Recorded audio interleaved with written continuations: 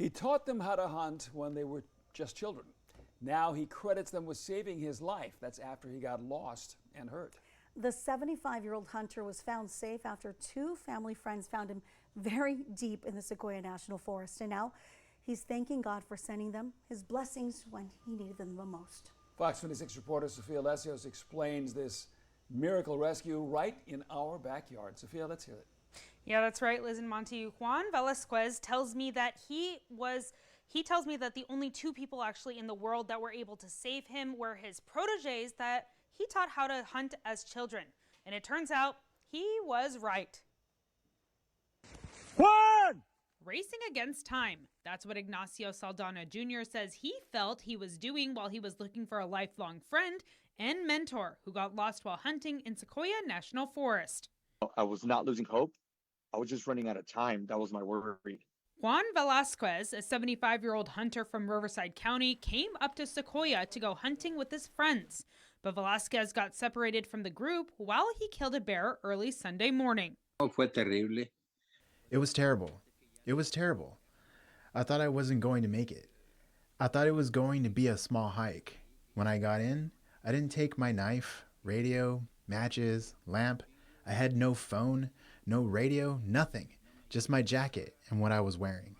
Saldana Jr. says he received a worried call from his dad a week ago Sunday, saying his best friend disappeared in the forest. Since he has a lot of experience in the outdoors as a nature photographer, he flew back from a trip from Mexico early and headed to the Central Valley to help find him. But I felt like there was a calling because of that. I felt like Juan was in need of me. You know, it was in like there was like a connection going on. Velasquez says he didn't realize how far he traveled and slipped a few times, injuring himself while out on his own. I had to push forward. I'd gotten myself into this problem. I had to keep going. Saldana Jr. was searching for Velasquez for over 15 hours in parts of the woods rescue teams hadn't checked yet. There's some very, very dangerous, tough terrain. I was going into the thick of it. I was stepping on bear droppings. You know, I saw wolf tracks. I was in bear dens. You know, I saw the biggest footprint ever of bears all over the place. I was in bear country. Wednesday evening, 3 days after Velasquez wandered off, Saldana Jr. says he met up with a childhood friend, Manuel. Both of them learned how to hunt from Velasquez as children and were determined to find him. I dreamt Ignacio and Manuel were the ones who could get me out. I know them. For years, we've gone hunting together.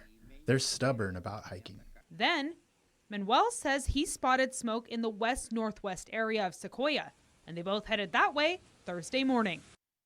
I yelled out, Juan! And seconds later, he responded with, Aquí estoy! I couldn't see them, but I answered, I'm over here! I'm over here! And when I saw them walking along the stream, I felt a beautiful relief. Look at what God sent me. It was the most satisfying feeling I've ever felt in my entire life.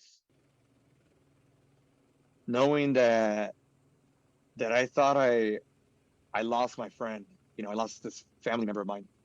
I wasn't losing hope on finding him. I was going to find him, dead or alive, regardless. But hearing his voice, I don't normally cry, but that day I was crying. Velasquez was praying to God that he would bring him an angel to save him and also bring him food. And he says that the next day, that's when both Ignacio and Manuel came to his rescue. He was found around 1,500 feet above Ruby Creek near California Hot Springs and was flown to Porterville Hospital. Liz and Monty, I do love seeing a happy ending, and that definitely could have been something that could have been way worse. Well, there's that saying, a picture is worth 1,000 words, and I'm just curious on what he had to say, if anything, because when you see him reunited with the guys, again, he's got the cap on, but he's just covered in maybe what could be ash or dirt or something? Yeah, he did say that that area where he was laying down was completely covered in ash, and that's because there was fires a couple of years ago, so not only was his clothes covered in ash, but his face and everything else was covered in ash too. You know, after that close call, Sophia, did he say he regretted making that trip? You know what, Monty? Actually, no, he doesn't actually regret making that trip. And he said that he has been hunting for over 40 years now. And he does believe that this was actually a sign from God to tell him that this should be his last trip. If it wasn't a sign from God, I don't know whether his family would let him go again. All right, Yeah. Thank you so much, Sophia.